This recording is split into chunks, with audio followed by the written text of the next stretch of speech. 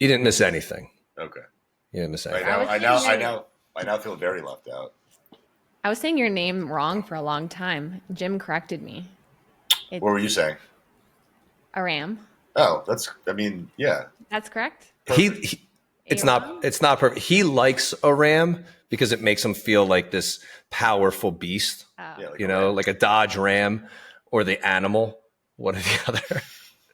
Probably more like a Ram because I do butt heads sometimes, but Yeah. Do you have a middle name, Aram? Me? Yeah, it's my father's. So in Armenian tradition, just say the name. It's I'm just kidding. Romik, which is my father's name, and my father's name is Romik Aram Grigorian because his dad's name is Aram. So the son takes the father's first name as the middle name. That's like the Icelandic with Magnus' son, Magnus' daughter, and that whole thing. I think it's just because they're lazy and they couldn't come up with anything better. I'll tell you what, when I had my kid, I was like, I understand why people do Junior. Sure. Because you're like creating this name that's not a name that you've heard before, like first and last name together. And then you don't want to just use like your brother's name or your uncle's name that you're used to the flow of that. Yeah. And I'm like, I get it now. I didn't do it because I'm not lazy. I'm not Rachel, Twitter. You know about his son's name, right? No, I don't. His son's name is Hendrix. Hendrix. Okay. So I'm Jim. He's Hendrix. Jimi Hendrix. That's cute. It is cute, Rachel. Some people say cute. Some people say dysfunctional. It just depends on what camp you fall into. I was supposed to be Michael, but really, I came out as a girl, so I'm Rachel. Were they pissed? They're like, "Fuck." Is that your? A little bit, yeah. I mean, they literally didn't know until I came out. That is that when they stopped talking to you? Pretty much. Did they not know and they just assumed, or did they think from ultrasounds that you were a boy? Yeah, no, up until literally my mom delivering, it was Michael, it's a boy. And then I was like, surprise, it's Rachel. But did they check and thought, or they just assumed, they just had this feeling? I mean, back then, I'm pretty sure they did ultrasound. I don't know. Yeah, we're not that old. Rachel, how old are you? 31. See, you're young. Yeah, they had ultrasounds and that kind of. Yeah, they had ultrasounds. When I was born, they were confused because they're like, he has the parts of a man, but they're not distinguishable very much, and they're not very impressive. So we're just going to label him a thing. Yeah, and some things, Rachel, never change. Right. As he's aged. Let's just say the body grew, but the appendage stayed about the same. So listen.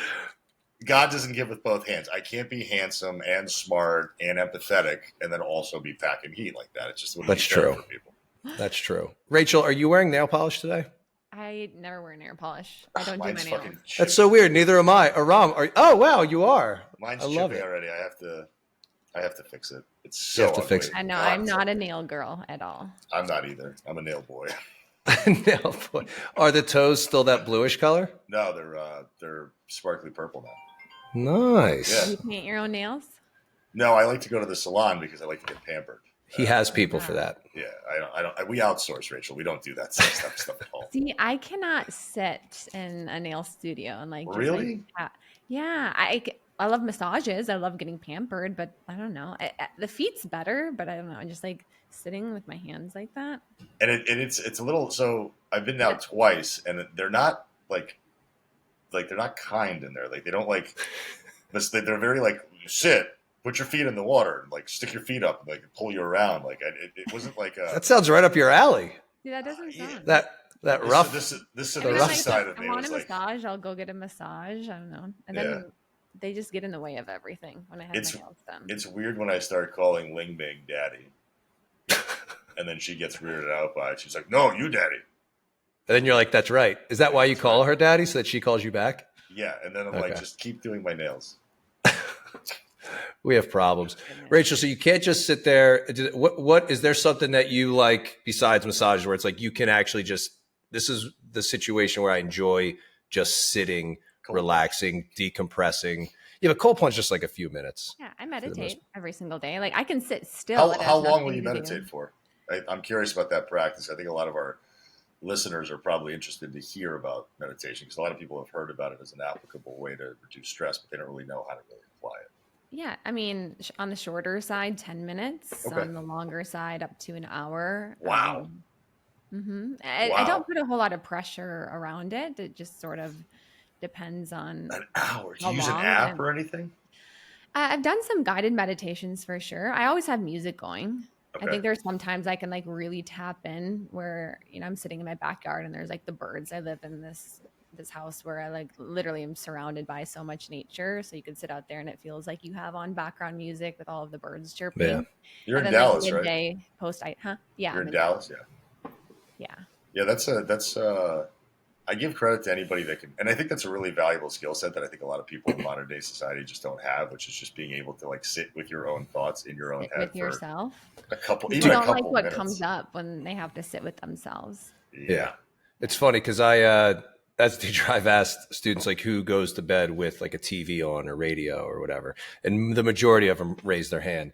And They go to bed with the sound of the TV on. there needs to be something on for them, Oh, like the no TV or chance the of going to radio, sleep. something like that. And I end up making a joke to them about how because the sound of their own thoughts, blah, blah, blah, It's whatever I scary. say. Yeah. Like you just hate the sound of your own thoughts kind of thing. And you'll see some of them like, yeah, Yeah. and it is something that's important for us to be able to sit still. Tell us about Another maybe form your of numbing process. Go in a ahead. lot of ways. I was just going to say it's another form of numbing in a lot Yeah. of these ways. I mean, as Yeah. a society, we can't sit with ourselves. We can't be present for a minute. We don't like what actually comes up. And so much of what our society, even is doing with everything is trying to create lack of presence in our life. And meditation has been a powerful tool. I mean, there's a lot of different ways you can lean into it. I do a lot of like heart opening meditation, a lot of like even visualization type meditation where it's not like just completely silencing all of my thoughts, but it's more so about shifting out of how you don't want to feel, like lower vibrational places, and then shifting more into, states of bliss, states of excitement, states of creation, of abundance. So I think it's really more of like an alchemizing type practice that I get to do every single day. And it's powerful to be able to come in and feel very, maybe even a heaviness with, so much of life we carry that. And then to be able to sit down and sit with myself and be a little bit inquisitive, lean into being present, which is releasing all of the stories and thoughts that are running in the background, but then really shifting into what is the truth. And, doing a bit of like heart opening, like some of the meditation I do, even this morning, as an example, was, it's picturing like this white light, like extending from your heart and just full of a lot of love and bliss and ease. And you just feel that your heart opening and that energy just expanding throughout. It's like this healing white light. And then a lot of it's about, turning it outward and extending it to other people around you. And I know people may be listening to that and be like, that's so wooey, but I leave all of it. I know. No, and I will. Meditations and like Yeah. it's incredible, right? And I carry that into the rest of my day and everything that I do. I think what you were saying, what you just touched on was the fact that like it's almost like eating healthy is now dieting, sitting with your own thoughts and meditating is woo woo. Like we've gotten so out of touch with just being human beings that if we're not connected to a device and if we're not running the rat race, that we're not doing it right, and people feel bad. It's like they get made to feel like outcasts and weirdos because they adopt these practices as parts of their wellness, and people just don't want to believe in the simplicity of it. Yeah. And it's like what is really normal too. And I think a lot of what society has conditioned us to believe what is actually normal is by far not normal. It's common, so many of these Yes. things. So we just look at it, this is what everybody's doing. But I think most people, like they don't have enough self-awareness and they're really not in touch with themselves, which is why it's so struggle to really like sit with themselves for longer than even a couple of minutes, none to mention getting up to an hour and really feel at peace. Yeah. Tell us how you first started getting into it, and then even and giving examples. And you did at the end there of picturing the light coming out, the heart opening stuff. Because I think the problem right now in the space is people are using language that people in that environment use.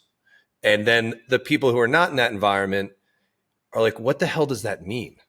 You know, it's like the divine feminine feeds the divine masculine, and then that allows the divine masculine to be in their power and lead the divine feminine. People are like, what the hell are you talking about? Or you're like, heart opening chakra. You're like, what does that mean? You know, so all that stuff. Are like, what do you mean visualization? Like, what are you literally visualizing?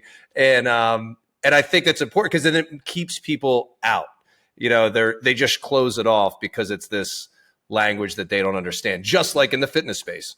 You know, we need to focus on hypertrophy through a caloric surplus. They're just using the scientific words that people who are in the space are like, what the hell does that mean? I guess I'm never going to work out because this is too confusing. Yeah.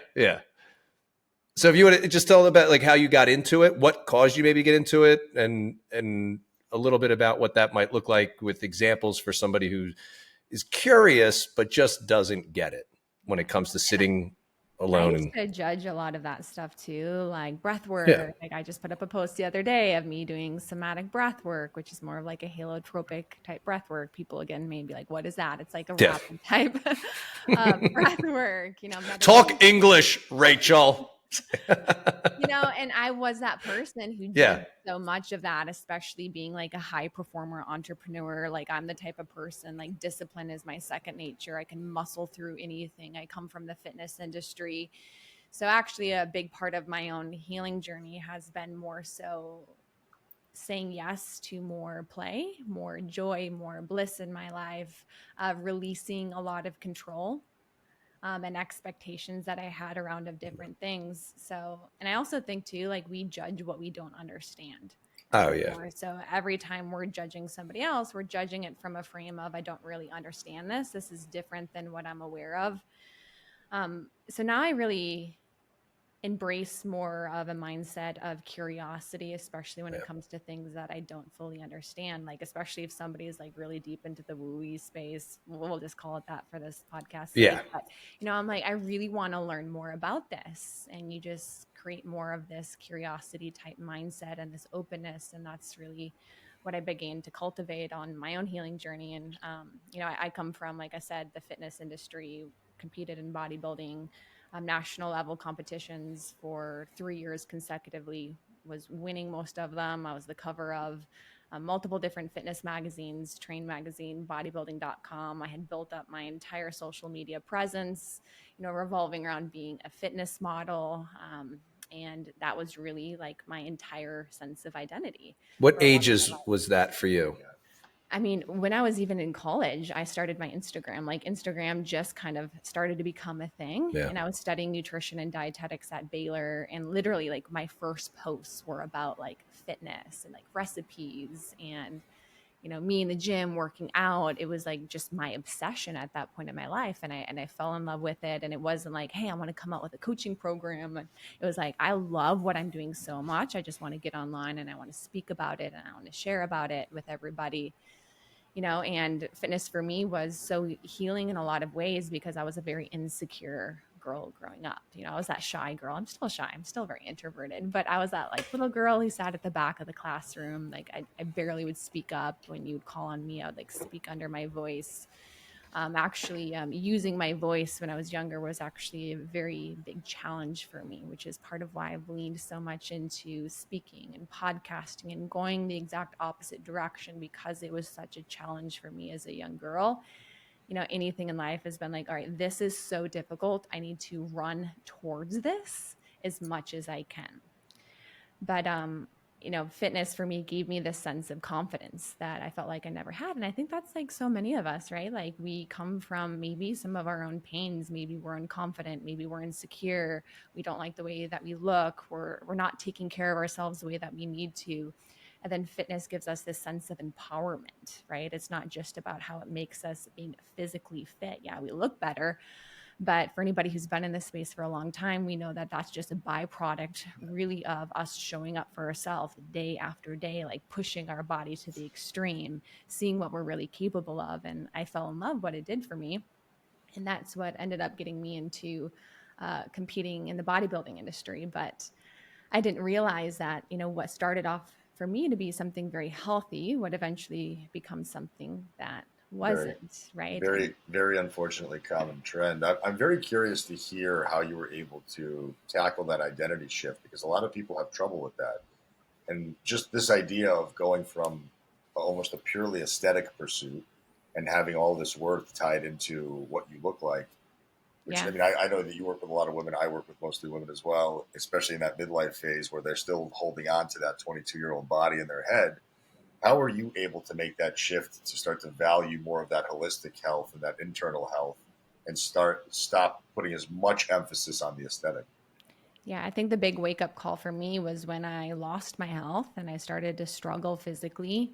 You know, I was physically fit. I was winning all of these competitions now. On the outside, I looked very healthy, but I was struggling with depression. I had anxiety. You know, I was struggling with these chronic gut issues where I would look 6 months pregnant every single day. And, you know, I just watched my physical health decline. And that's what led me down, you know, the route of Western medicine and seeking for answers. And that's a whole story that I speak about all the time, is like what really got me into functional medicine and helping people take a root cause approach.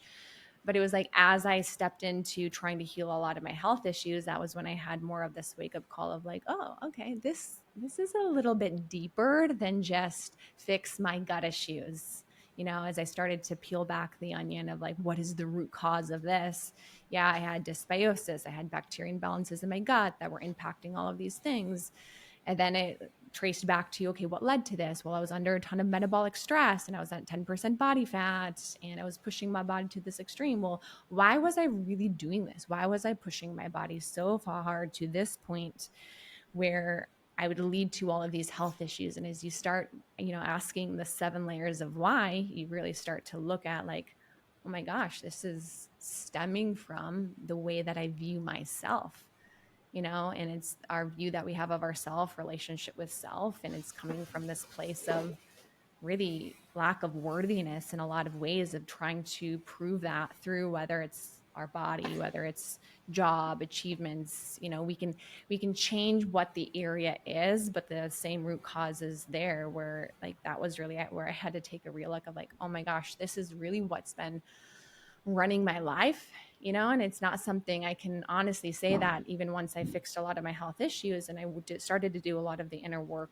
on my relationship with self, and, you know, where a lot of that was stemming from, you know, it still started to manifest in other areas of my life, like through achievement and in my business, and through, you know, a lot of other different, you know, things that I started to step into. So it's interesting because, you know, to answer your question, I don't know if I've gotten to the point where it's like there's not a sense of worth, and I'll be very honest about that, in my physical appearance at all. But now I have the awareness of when it's really coming up and when it's starting to run the show. For anybody who ever says like, no, there is zero sense of worth of me tied into these things, I call bullshit. Because, Yeah. you know, we are living in, yes, we are like spiritual beings, but we're in this human experience. But for me, it doesn't run my life anymore. So now I can notice when, you know, I'm finding that I'm being triggered and I'm putting so much of my sense of worth in, whether it's achievements and accolades or my physical body, and I can create a bit of some distance from it. When I can create some distance from it, I can ask questions and I'm like, okay, what is really happening here? And usually it's because it's creating some kind of emotion. It's creating something that in my life that I'm not liking the outcome in, right? So often it can be emotional turbulence. Sometimes it can be other things like health issues, like I started to experience. For a lot of people, it's burnout, right? Like I went through different phases of burnout. So it's usually in these times where we take a good look at our life. But for me now, after going through, you know, physical health issues, after going through some phases of burnout, it's allowed for me to pick up on those cues of when that's really coming back on the scene, create a little bit of distance, and really being able to notice what that is, and then choosing actually what the truth is and being able to show up in a different way. Yeah, that's what I think I love about your message is it's beyond what the typical root cause. And obviously in this space, somebody says root cause, they're looking at something physical. And you are educating people on, well, what's the root cause of that physical root cause? And it might be something emotional that's going on. You know, things like the body keeps the score. What's the divided mind? No, divided mind. There's a couple books that I've read on the topic of this, how we physically manifest things that are coming from an emotional state. And it sounds like everybody would say woo woo, but it's not. I mean, things like fibromyalgia. Yeah. Like the doctors don't know what it is. They know it's like, this is something going on. It's usually some past trauma and whatnot, So that's what I really appreciate about your message is like, start looking at the root cause of the root cause with some of these things. Because you can go through any protocol and all the shit's just going to come right back if you're still in just a messed up mental state, an emotional state. Yeah, and the protocols are great. Like I ended up having to do a lot of like gut healing protocols on myself, and I had to identify a lot of these things through lab testing. And for me, that was this huge wake up call as is, because Western medicine was really just saying, hey, you have IBS. And I was put on 5+ medications to manage the symptoms. Even at one point at the end of my, journey with Western medicine, the suggestion of my entire large intestine removed. So even for me, finding functional shit, really? Yeah. That's actually a lot of what I speak about is what got me into functional medicine, because they actually wanted to cut out my entire large intestine because of the motility in my gut had completely come to a halt at this point with all of my health issues. And actually sorry to disrupt you. I think that's a really important point. With what you know about everything now, what can you trace back that motility problem to, just so our listeners can understand? Because I mean, we do have people that probably have some gut health issues, and they probably have gone through Western medicine and been told they have IBS or whatever. Yeah, I mean, I think the biggest root of motility issues can come down to a disrupted migrating motor complex. I'll describe what that is in a minute, but it also can be an emotional stress component, and then usually some type of bacteria dysbiosis. But migrating motor complex, these are cleaning waves that sweep bacteria, foods, and toxins through our gastrointestinal tract. And when this can become disrupted, this can lead to bacteria and other things to begin to overgrow. But we have to ask the question of what actually leads to a disrupted migrating motor complex, what leads to the gastrointestinal tract to actually begin to slow down. So symptoms of things like constipation that women may struggle with, which women are more prone to develop gut issues. And I think a big part of it can definitely be on the nutrition side, but it also can really be on the stress side too, because when the body is stuck living in this sympathetic dominant state, in this cortisol dominant state, which so many of us are, I know that I was, the gut completely shuts down. It stops producing digestive enzymes. It stops producing pancreatic enzymes. It stops producing stomach acid. And because our body is not focused on digestion, we're not in that rest in that digest place. And so motility comes to a complete halt as a byproduct, which actually can create the terrain for bacteria to begin to overgrow. It leads to more inflammation in the gut as well. So stress is a huge component. Of course, food that we're eating. And a lot of this also is what impacts our gut microbiota, because stress can impact our gut bacteria. The foods that we're eating can impact our gut bacteria. So most people who eat a diet full of processed foods, artificial foods, sugars, this will lead to shades of tan. I always say most people just eat different shades of brown. That was like my college diet. Yeah. Chicken nuggets, French fries, just everything is the same color. Yeah. Everything's tan. Yeah. Yeah. And so the bacteria in our gut become, we call it in functional medicine, dysbiotic and balanced. And then when our bacteria is dysbiotic, this can actually impact motility. For a lot of people, as we get bacteria that overgrow, they actually produce different types of gases too as a byproduct. So it's not a coincidence that, these women who are struggling with motility issues are also struggling with, a lot of chronic bloating as a byproduct of some of the dysbiosis that they have in their gut. Are you somebody who is a proponent of GI mapping and stool testing and stuff like that?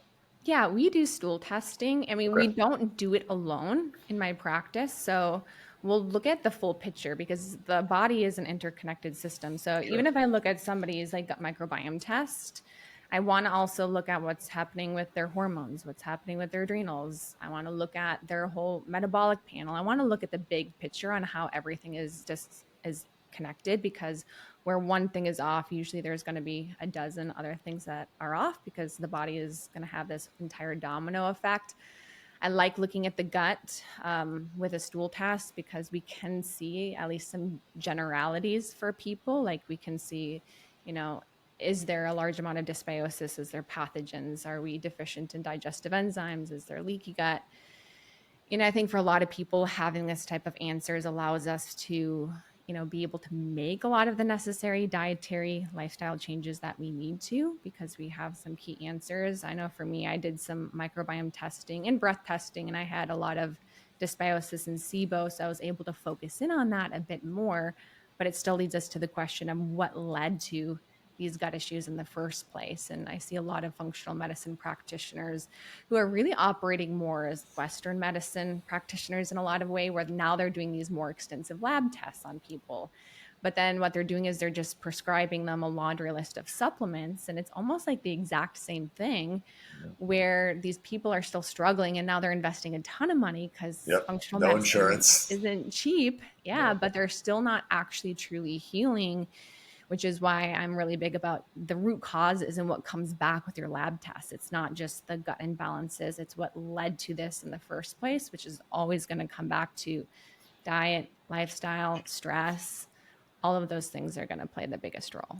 At what point, like, I mean, a little bit of bloating here and there should not warrant an alarm bell to go off to where you're going off and doing $500 to $1,000 worth of testing.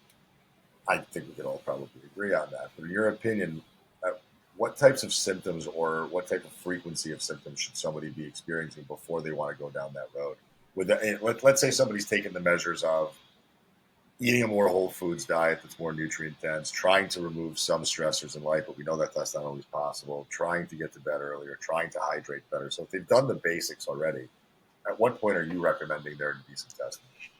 Yeah, I think if the distension is present after every single meal that you eat, a common symptomatology that we see with people who have a lot of bacteria overgrowth is they'll wake up with a flat belly, but at the end of the day, they'll look like they're 6 months pregnant because of how bloated that they are. And it's normal to have some distension, right? So like there's some girls I know who can be listening to this and being like, my belly expanded, right? Like that's normal. Yeah. But what we're talking about, like if I were to show photos of like a lot of the clients who come to me, I mean, it's like a night and day difference. And even for a lot of these people, even the bloating doesn't even ever go away because there's so much bacteria imbalances. So at night when they're sleeping, a lot of the gas that the bacteria produce can be reabsorbed somewhat into the bloodstream. But if there is even that much dysbiosis, sometimes it doesn't even go down. And it's just this constant lower belly distension, which is different than fat. People often will be like, oh, I feel so bloated. Yeah. It's like, if you can pinch it, it's not bloat. If you can pinch it, it's probably not bloat. It's probably fat. But what we're talking about is, do you see your belly shift and change? And is it pretty constant after every time you eat? And then do you look 6 months pregnant at the end of every single day? What do you? Yeah. Okay. Me? Yeah, were you about to say something? I was going to say. I was going to follow up by saying that for a lot of the ladies listening, I want you to take note of the fact that she still is talking about doing the basic stuff first. I think a lot of times we have this narrative that's being spun in the wellness world. And I'm going to have to say functional medicine did create this a little bit. Not a knock on you, but I've just seen it over the course of the last 4 or 5 years.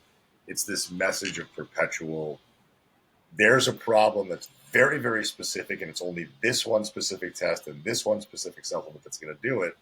And I think it just scares the shit out of people for the wrong reasons. And they go immediately towards the expensive stuff and before even exploring any of the shit beforehand trying to. So is that something you've experienced yourself or seen with other people? Yeah. I mean, one thing I say is it's root causes, plural. Yeah. It's never one. No. Rarely have I seen like, this is the one root cause that's leading to this one thing being off, and this is the one thing that you need to do to fix it. No, for most people, it's root causes, plural. Like looking back at me, there was a lot of emotional stress that I was under. There was definitely some things with my diet that weren't gut friendly. I don't think my diet played the biggest role in my gut, but when you combine that with a ton of metabolic stress, emotional stress, being at 10% body fat, where my gut was already taking such a massive hit from all of those things, adding in some things that maybe weren't that great for my gut from a dietary standpoint, created this perfect storm for SIBO and all of these other different health issues to begin to occur, starting first with I mean, a lot of these gut imbalances is a byproduct, but also, I mean, thyroid slowed down, hormones slowed down. So for me, it wasn't just, okay, I have to clean up my diet and this is going to fix all of my gut issues. And I did even some very extreme elimination diets at the period of time because my gut, How extreme did you have to get? I mean, there was a point where I didn't tolerate a whole lot of foods. And this is common for a lot of people who have gut issues, right? As they stop tolerating and they almost have all of these food sensitivities. So, what a lot of coaches will do is, hey, let's pull out all of these foods. Let's get the food sensitivity test. And then the person comes back with like 50 foods that they have a sensitivity to. And they're like, oh my gosh, what can I eat? There's nothing that they can eat. So they dwindle down their diet to really the bare minimum. Now, if you truly have a lot of gut imbalances like SIBO, like we've tested it, you have SIBO, you have a ton of gut inflammation that we can see there. Often we do need to give the gut a chance to rest and heal and remove some of the foods that can be more irritating for a period of time. Sometimes these can even be healthier foods, believe it or not. Yeah. Often the big triggers are going to be fiber, actually, for most people who have gut issues. Carbs, Yeah, fiber, because the fiber is a prebiotic. It's what feeds a lot of the bacteria in the gut. And also too, if you have a lot of gut inflammation, you can think of kind of it like sandpaper in your gastrointestinal tract. So often we may remove some of these fermentable carbs. We may just do more of an anti-inflammatory diet, right? So we're trying to give the gut as much as possible a chance to rest and heal, where we can then treat some of the other core issues, probably work on what are the other things that are leading to the gut issues. So this may be diving into a bit of the emotional component, working more on nervous system regulation, because our nervous system is very interconnected with the gut. And I think it's when we can remove these foods, kind of go a little bit deeper, do some healing with the gut. Could be some protocols that we do, like to address the actual bacteria that's off. And then we need to follow it, though, by a reintroduction period. And I think where a lot of coaches go wrong is they remove all of these foods and they just say, hey, we fixed a lot of the issues because people feel better. But now this person is stuck just living on 5 foods for the rest of their life. And it's like, no, we just restricted anything that we were sensitive to without actually healing the gut in the first place. The sensitivity is not the root cause. The sensitivity is the imbalance with the gut. Talk about the physical aspect of our nervous system and the connection to the gut so that people understand the reality of that. Good question, Jim. Thank you.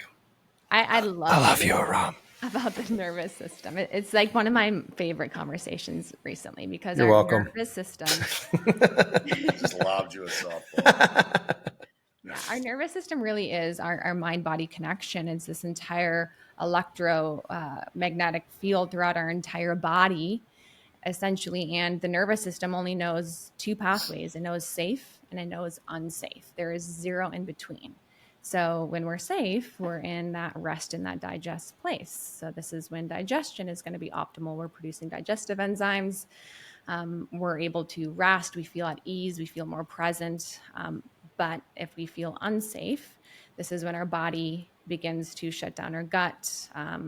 Our body begins to produce more cortisol to help us get through a lot of these stressors, which going into this stress response is not problematic in an acute setting. We go into it often throughout the day, but where a lot of people live is they live with this upregulated nervous system. So they're operating where their nervous system almost gets stuck, living in this sympathetic state. Now, when we talk about safety, often we think about physical safety, but it extends beyond just that. It's also emotional safety. So it's being able to fully be ourselves without fear of judgment or rejection.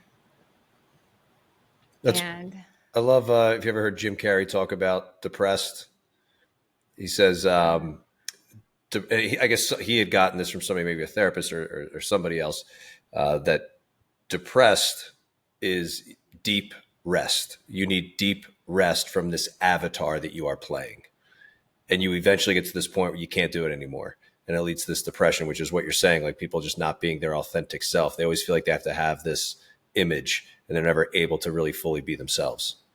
Yeah. And a lot of our trauma is actually stored in our nervous system. So it's also not uncommon for somebody who's gone through a lot of different pains in their life, and they haven't dove in to work on a lot of these things where the body actually more naturally goes into an upregulated nervous system response, right? And our nervous system gets activated with really out our control, right? If someone were to like cut us off as we're driving in our car, we don't have to think about it. Our nervous system's just going to get activated.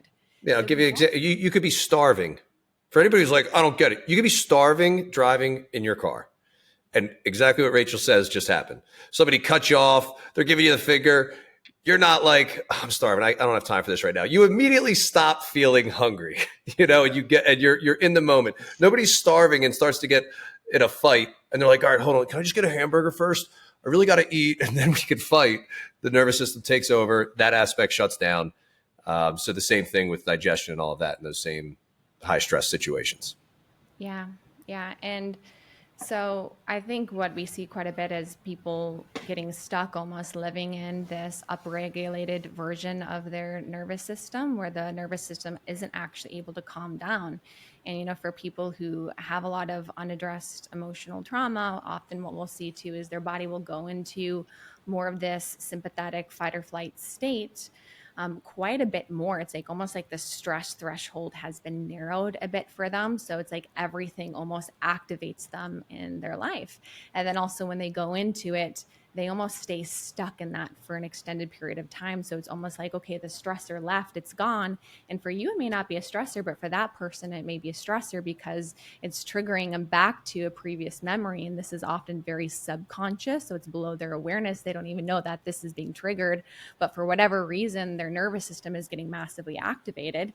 So they stop feeling safe. And really at the core, when we say safe, they're not feeling safe in their bodies at a core.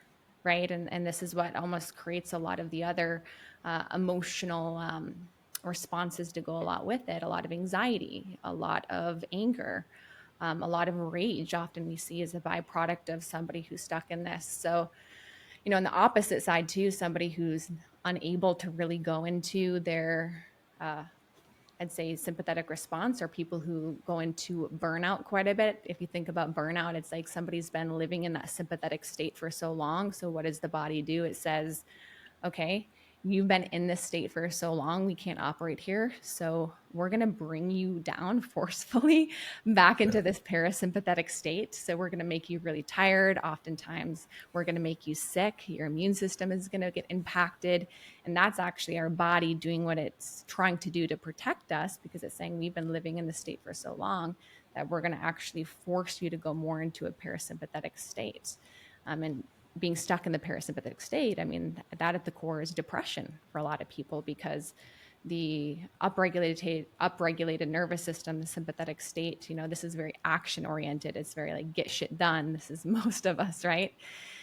But on the other side, the parasympathetic state, that's very much like we're almost like at this lower energy point and we're not having any action. And that's where a lot of people experience a lot of depression if they only stay in that state. So I believe health is the ability to go back and forth between the two. It's the ability to go into the sympathetic state, and then it's the ability to go back in. But where people who have nervous system dysregulation, they don't have that ability to choose. It's almost like they get hijacked by their nervous system. So they get forced into that parasympathetic state and they feel stuck there and they can't get out of it.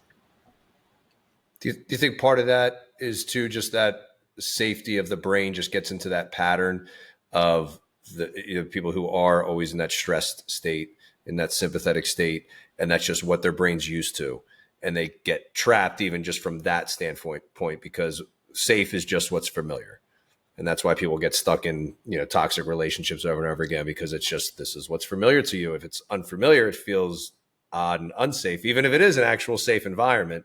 Do you think that's part of how people get into this cycle? Yeah, I think people can definitely get used to operating and living in that for an extended period of time. I know for me, like that became my normal. It's like a lot of people who even come to my practice, and then when they start to actually experience what a grounded nervous system is like, or we start to heal their gut and we start to get rid of a lot of these health issues, people are like, oh my gosh, I didn't even know that I was struggling so much with this. An example, I'm sure like maybe you can even relate to, it's like you're just in your normal day-to-day life, and then you go take a vacation, and then you go on that vacation and you're like, wow, I didn't even realize how stressed I was until I had the comparison. I know that happened to me at the end of this year. That's And it what just, COVID did for me. yeah. You know, working from home, being able to relax, like, oh, I don't have to rush through everything. It was nice. But it's weird how long it took for me to even feel relaxed once you have all this time on your hands. So yeah, it's interesting. And I think a lot of people think they thrive in that environment. You probably felt like you thrived in that stressful environment, competing and training and pushing yourself. Would that be true? Yeah, I think there's definitely benefits that we can get from it, right? Because like I said, I mean, operating in that state, it's very action oriented. It's like get shit done throughout the day. And especially, you know, for so many of us who are entrepreneurs or we're high achievers, right? I mean, there is benefits from us being in that state. But in the long term wise, I mean, it's detrimental to our health in so many different ways. But then, you know, being able to now experience the other side of what it's actually like to have a grounded nervous system throughout the day. Part of my healing has revolved around like, okay, I don't need to operate in that state anymore, because a lot of that is actually operating from more of a fear state, in my opinion. Yeah. Operating from more of like a grounded present state in everything that I do, knowing that I'm still going to get done the things that I need to get done, but there's not this connection as much anymore with like my identity and sense of worth, which else is what I think creates so much of that upregulation for so many people, because it's so intertwined with all of that, and that's where so much of the pressure is stemming from. Where do you now find your sense of worth from?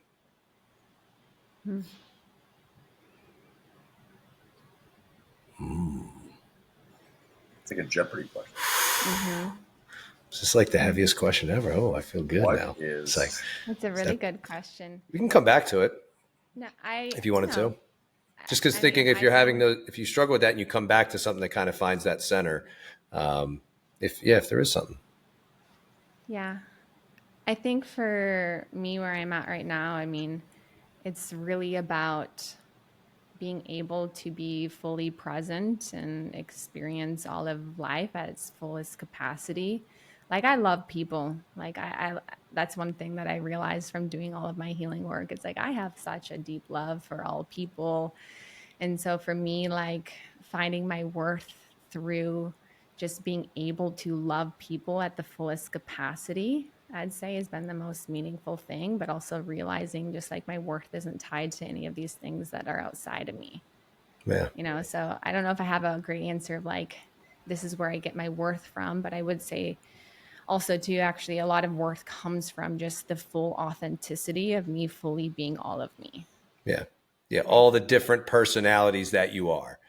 I think Yeah. that people really struggle with feeling like they have to suppress a part of their personality, you know, whether it's like through discipline and hard work, shut that part of you down. You know, it's the old you. And it's like, we are all different personalities. Like you said, you're shy by nature, but you're leaning into that and getting on stage. Like you can get up on stage and present, but you're shy. Like you can be both people. We're all not Yeah. multiple personality disorder, but we're all multiple personalities. Yeah, it's full acceptance of self, Yeah. right? And I think in a world that has conditioned us to believe that our worth comes everything outside of us, healing is really a return back to self. So it's finding our sense of worth in our authentic version of who we are at our core. For me, it's also my connection with God as well too.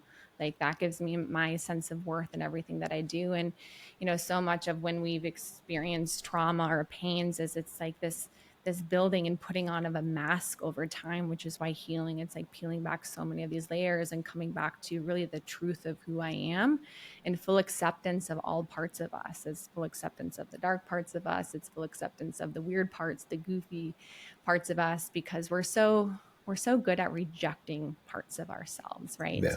We fear rejection from other people, but really at the core, we're the worst. We reject ourselves before we even give other people the opportunity to do so. So I think one of the most healing things is being fully authentic. It's like, how do you even be authentic? Like when you think about that, there's not something you can like say or do to describe it to people, but I think we can know when we're not being authentic in ourselves and when we're not fully accepting ourselves. You know, something I always say is, if you were to look at this last week, when did you say yes when you actually really wanted to say no? When did you say no when you really wanted to say yes to something? When did you find yourself shrinking yourself or not speaking up when you had something that you really wanted to say? When did you find yourself puffing up, right? Because you were fearful of, you know, Looking of the weak people or around you. Yeah, whatever. looking Yeah. weak, right? So it's like we can pinpoint when we're not feeling authentic, in my opinion, to try to direct us back to the core of who we are. Yeah. I think a lot of that comes with sitting with yourself. Going back to the earlier parts of this conversation with meditation, when you can just sit there and just be with yourself. And we're in such a distracted state. I'm moving to elementary school next year after 23 years. I just can't stay like these seniors. It's just such a nonstop distracted state. And how are you ever going to get to know yourself when you're in a nonstop distracted state? It's brutal to watch. But it's not just kids, man. I mean, where do you It's think not the kids. where do you think the kids are getting it from? The kids are getting it from the parents because mom and dad are rushing around to 5 different things. They're overcommitted. They're overwhelmed. They have no boundaries. You know, I was in a room full of women today that were 45 plus. And Oh, the story's always the same. The story's always the same. Like, I just left to come here to develop myself so my business can grow and I can enjoy this level of self development. But I'm getting calls that my kid didn't get what he needed at school because my husband fucked up drop off or whatever else. There's always I guess this is going to turn into a question for you, Rachel. Since life is always going to present itself unpredictably as life, and since you also work with a lot of women who tend to be in this overwhelmed mid 40s, my body's essentially rejecting the state, and they have this fear that like they'll never get themselves back. What are the conversations that you're having with your clients about getting to a place where they have to be ready to do this inner work? Because a lot of times people just want to be like, just don't build me the watch, just tell me what time it is. I want the supplement, I want the fat loss, I want this. But it's like, well, you're not really ready for the tactical stuff yet. We got to work on the soft skills first. Yeah. I think the first step in anybody's journey is just taking full ownership. And I think there's some Easier people, said than done. Sorry. that's that book. right? Radical Acceptance is a book. It kind Yeah. of talks about that. I started reading the purpose of, not the purpose of groundness, something of groundedness by Brad Stulberg. Really, really good when it comes to that kind of stuff. If you ever want to check that one out. But good. Yeah. Full So ownership. I didn't mean to interrupt. on anybody's, you know, healing journey or health journey, I think that has to be the full first step, because outside of that, we are always going to be looking for somebody else to do the work, to give us the program, to give us the magic pill to fix ourselves. And even before we can do more of the inner work, we have to realize full ownership, right? And what is full ownership? You know, I think that is realizing that we create everything that we have in our life, right? And a lot of that actually stems from the views that we have of ourselves. You know, a quote actually one of my coaches I worked with used to say is, the way in which we relate to ourselves directly creates and impacts all of our relationships and circumstances. So relate to self, what does that mean? That means the view that we have of ourselves. So how we view ourselves, which often that view of self comes from earlier parts of our life, actually is creating everything that we have in our life. So ownership looks like the way that I view myself, right? Which is why so much of the results that we get ties so much back to the identities that we have with ourselves. That's the view that we have, which often a lot of these are very subconscious. We're not even aware of them. But also it's saying I'm taking ownership. I realize that everything that I have in my life, the good and the bad, because it's easy to take ownership of the good things that we created, being like, yeah, I created this. That is awesome. But then the bad things, like, no, that's not my fault. No, I didn't do That's somebody that. else's fault, right? Yeah. And it's putting the blame on other people. And it's like everything, health, like health issues, our physical fitness, like our relationships, everything that we have in our life, we have truly created. And I think that can be really scary because, like I said, it's easy to take ownership over the things that are good, but the things that we don't like in our life. But where this is so empowering is because when we can take full ownership, we actually have the power to create change on what it is that we want in our life. And I think it's from that place of radical ownership over everything, like literally realizing like it is your fault. Like Yeah. coaches are like, it's not your fault. Everything is your fault because it may not be your fault, but it damn sure is your responsibility. you created it, right? Yes, Like to everything some you extent, have yeah. created. And from that place, that's where I think we can do a lot more of the inner work, or we can take ownership over whether it's our health journey, the fitness journey, whatever it is we want, because we realize it's like we have to play our role in it first and foremost. Yeah, it's a hard concept, I think, for people to understand about we created that. Because I'm a believer in that. Like we even create the relationships that we have. You know, we create the people that we encounter. It could be somebody who, if they're not feeling worthy of themselves or worthy of love, then they're getting in relationships with people where they want to fix them because those people aren't worthy either. And I can fix them. And it's all the way the people, even if you're struggling to kind of figure out what negative things you're viewing about yourself, because if people don't sit with themselves, they don't even realize. Think about the people that piss you off the most.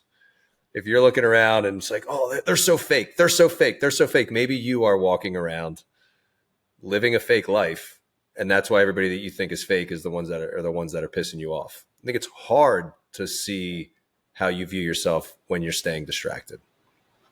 Yeah, but like what Rachel said, it's so true. I think when you externally place the blame on something else or it's some other factor that wasn't your own, it immediately takes the power away from you being able to remedy that situation. Now you're having to be reliant on something external again.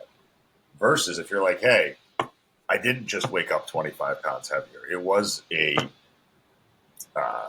loss of focus on my nutrition, or it was lack of movement because I became more sedentary because I had more responsibility. So now as soon as you have that clear answer as to, okay, it wasn't any other factor other than X, Y, and Z, now you have the power to go ahead and reverse that. Would you say that a lot of times now, I'm very curious because you are in the functional medicine space, and I have my qualms with it, but I do see some people like yourself doing it the right way. In your opinion, overall, with this whole functional medicine scope of practice that is now being built out, are you seeing more net positive than net negative? And if so, where are you seeing the positive or negatives? If you see that, or what are the negatives that you're seeing? So now that functional medicine is becoming a lot more well known, am I Yep. seeing more positives and or negatives? Yeah, just in general. Like, I mean, obviously, like you've touted the benefits of it. We've obviously seen Yeah. the transformations that you've been able to create. But in your opinion, is there more net positive than net negative? And if so, if there's a net negative, what is it? I mean, I don't know if there's more positive or less. I would say, though, that there is positives and Yeah. negatives for Sure. sure. I think the good part is that functional medicine is becoming a lot more well known, and people are beginning to question more Western medicine. They're looking for more holistic options. They're wanting to do more of the dietary, the lifestyle changes. They actually have this deeper curiosity of like, okay, what is really the root of my problem? Instead of just going to the doctor, running some basic tests, and then being put on medication. So they're trying to lean away from going the medication route and looking for some more natural and holistic options. I think that's the incredible part about functional medicine. That is a massive positive. So on the other side, though, I think where it becomes a bit of a negative is because it's becoming, like I said earlier, a lot more just used for running extensive testing and then just giving people a laundry list of supplements where it ends up still not necessarily being that root cause approach. It ends up being just like a really expensive supplement plan that people end up getting on, and they really still find themselves in the exact same place as they were with more on the Western medicine side. Yeah, the more something gets popular, the more people are going to be practicing it irresponsibly. Yeah. Yeah. It's an easy opportunity to make money, honestly. I mean, I've seen a couple of different certification courses out there where people are basically getting certified in like 72 hours, and then they're 72 hours. Yeah, and they're like throwing out. How long's your certification, Rachel? 6 months. Yeah. Oh. Yeah. I mean, like it should listen to understand the interplay of all the different systems within our physiology. It's not a 3-day venture. Like that's like we're diving deep. I mean, shit. Even fucking NASM takes some people 3 to 5 months to like actually understand fully. I mean, so I just think, like you said, if you're doing it responsibly and you truly care about the people that you're treating, and it's not just a money mill for you, and it all just comes back down to the intention that you have to help. Yeah.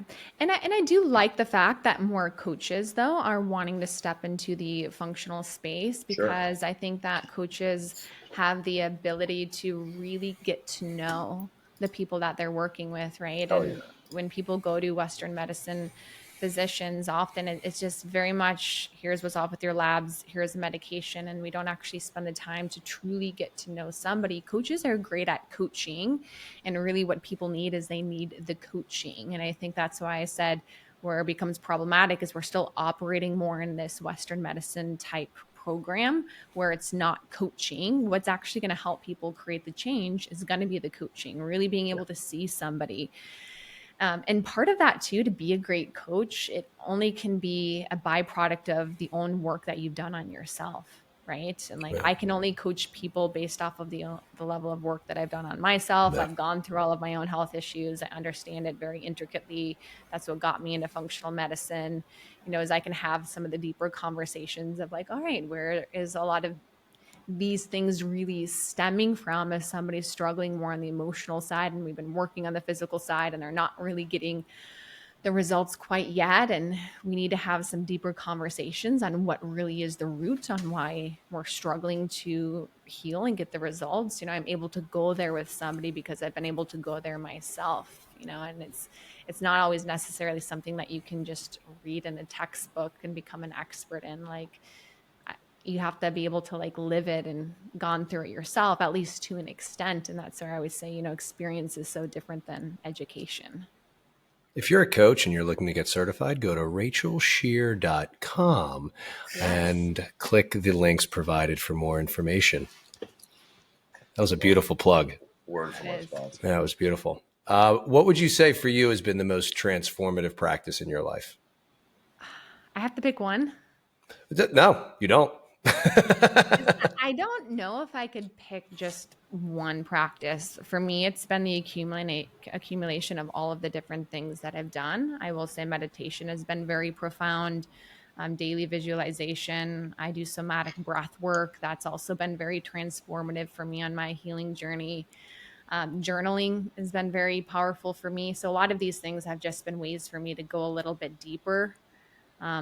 Really ask myself some powerful questions, really lean into more introspection in a lot of ways. And I think that's what's powerful about these different modalities between breathwork, between meditation, between journaling. And it's like, which one is the most ideal one? I think it completely depends on the person. But I think doing those things combined with a lot of the physical side, like functional medicine obviously changed my entire life. I wouldn't have stepped into this and made an entire career around it and created an entire mission revolving around root cause if it hadn't been so transformational.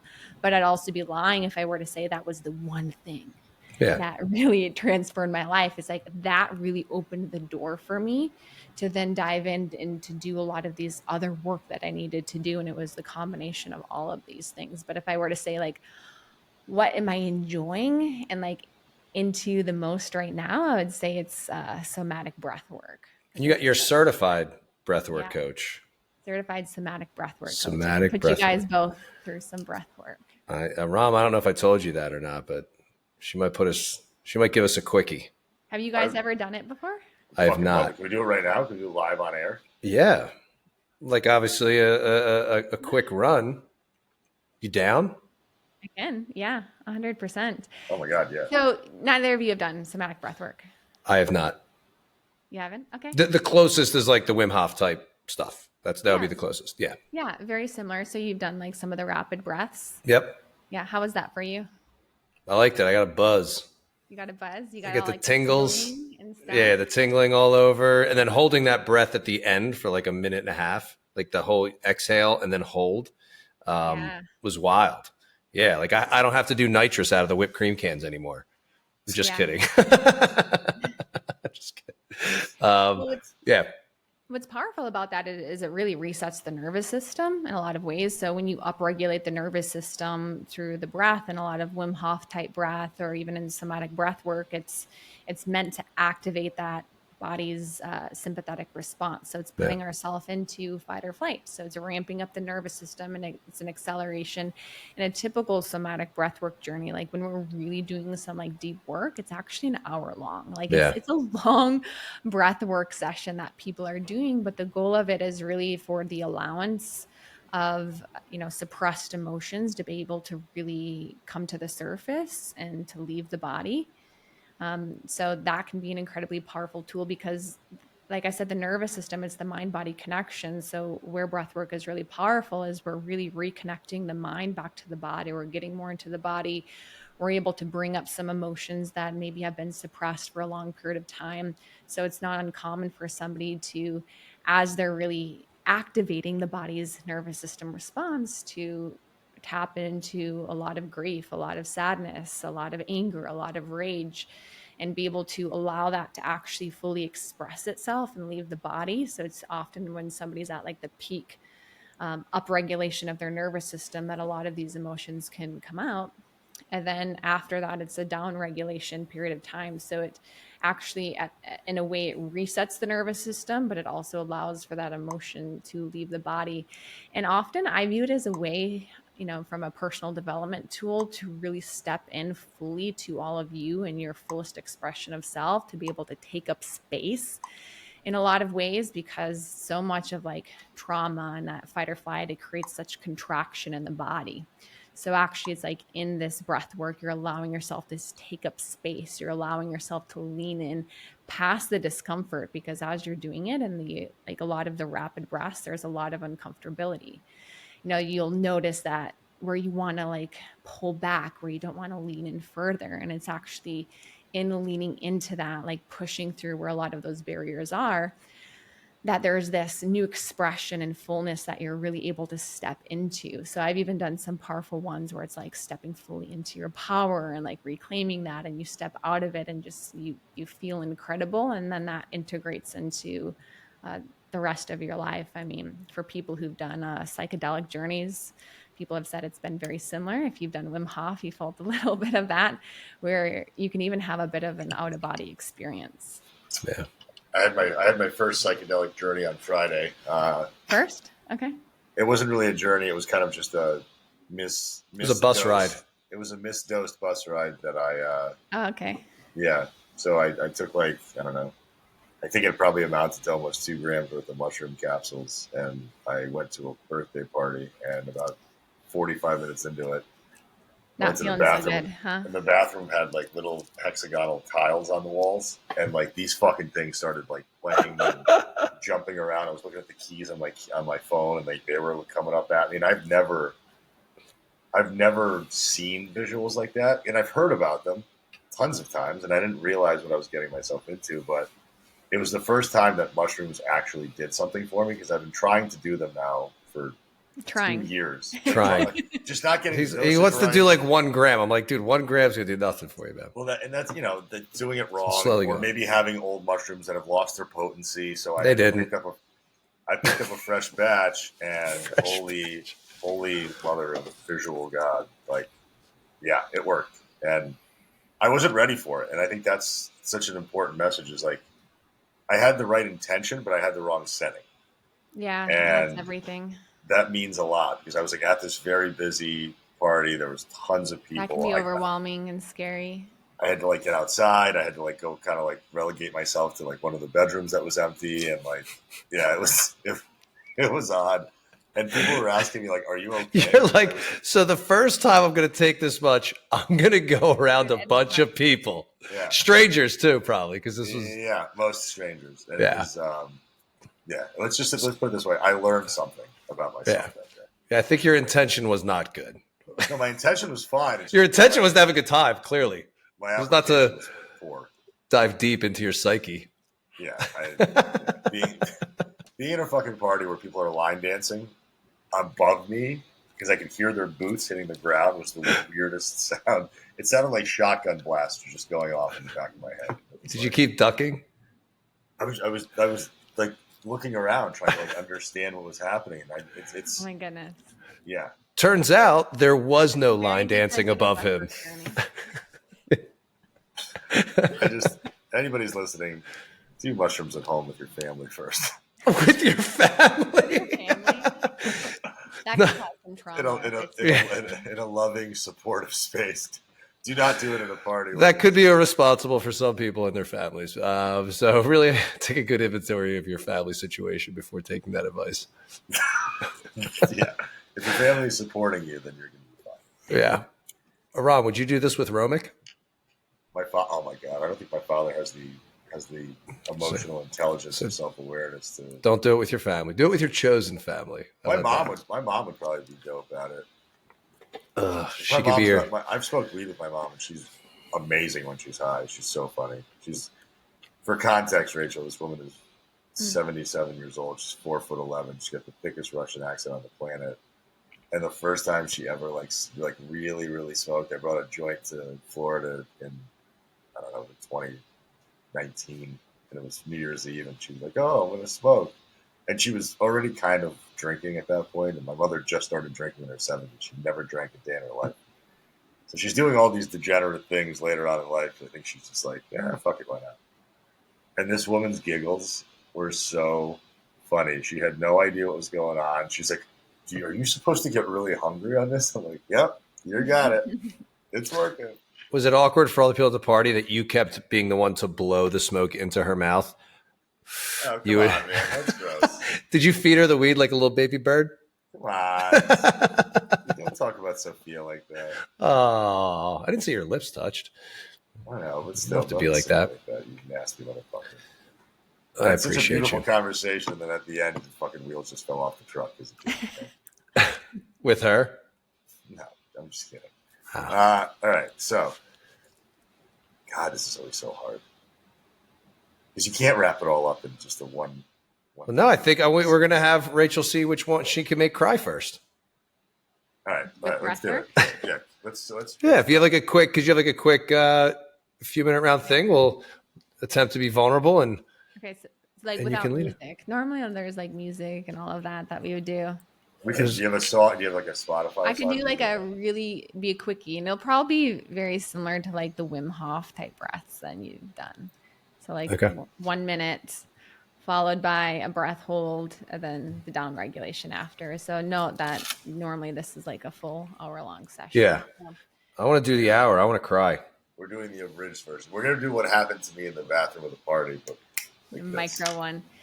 Yeah, so somatic breath work and like a lot of Wim Hof, right? It's through the nose and then out through the mouth. So it's like, so with somatic breath work and the upregulation, it's just through the mouth.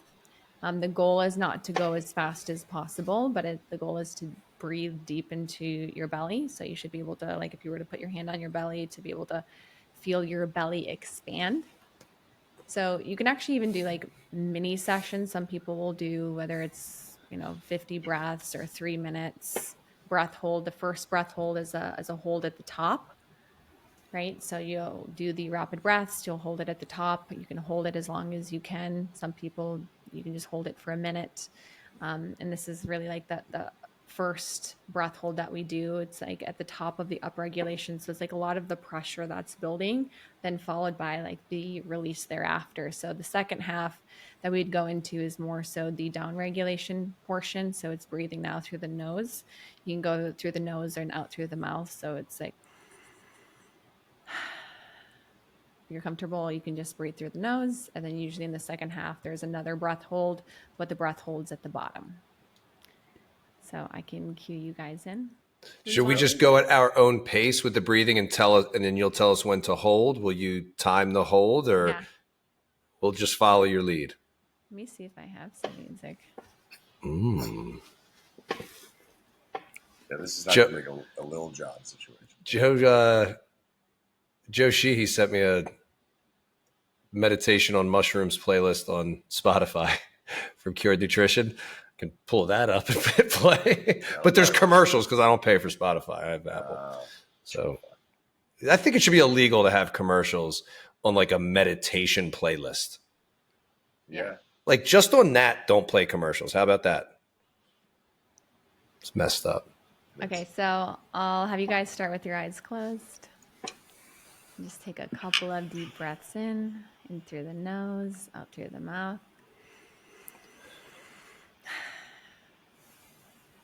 Take one more in, deep breath in.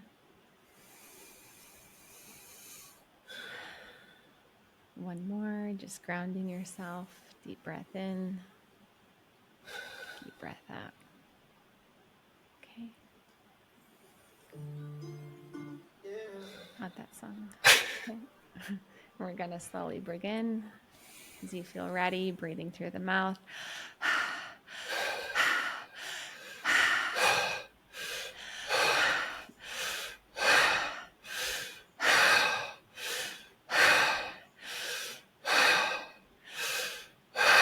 Good. See if you can breathe it in deep. If you can, deep into the belly.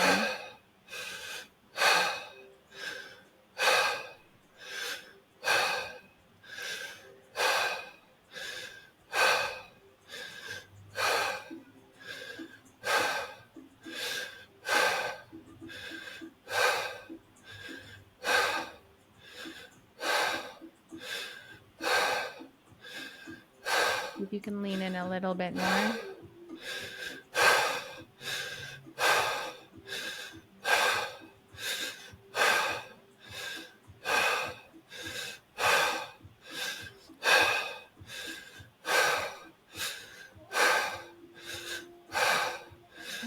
We'll prepare for the first breath hold. Deep breath in. Deep breath out. Deep breath in. Deep breath out. Deep breath in. And hold at the top.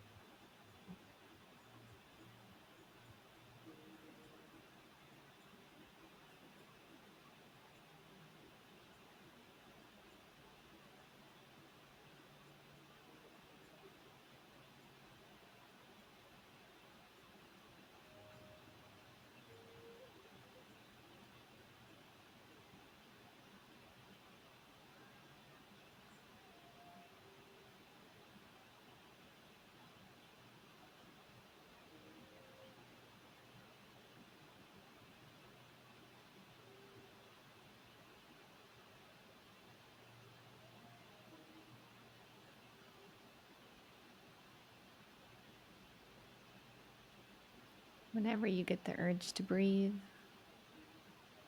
returning to your breath, breathing through the nose.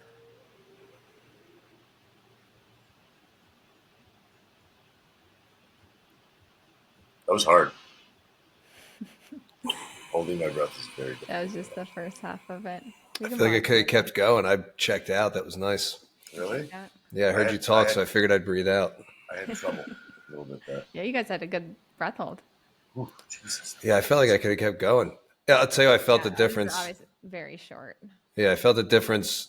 I noticed I was chest breathing, and then when I started doing the belly breathing, that's when I got the skin tingles pretty quick. Yeah. Yeah. Yeah, I got there. This position's hard for the belly breathing. Very odd, like high about like 40 seconds into it. Yep. Yeah. You start to feel all of the tingles and your body going into a bit of that sympathetic state, but over oxygenating the body.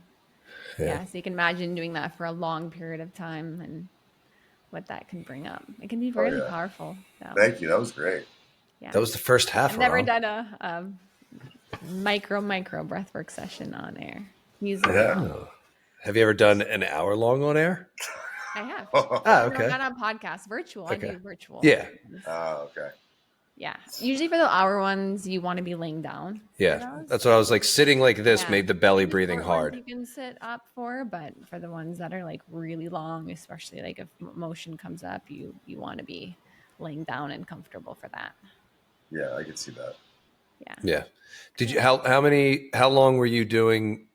I'm assuming you didn't just get right into getting certified. You were doing a lot of, working on breath work before you got certified. How long were you doing that before you decided you wanted to get certified?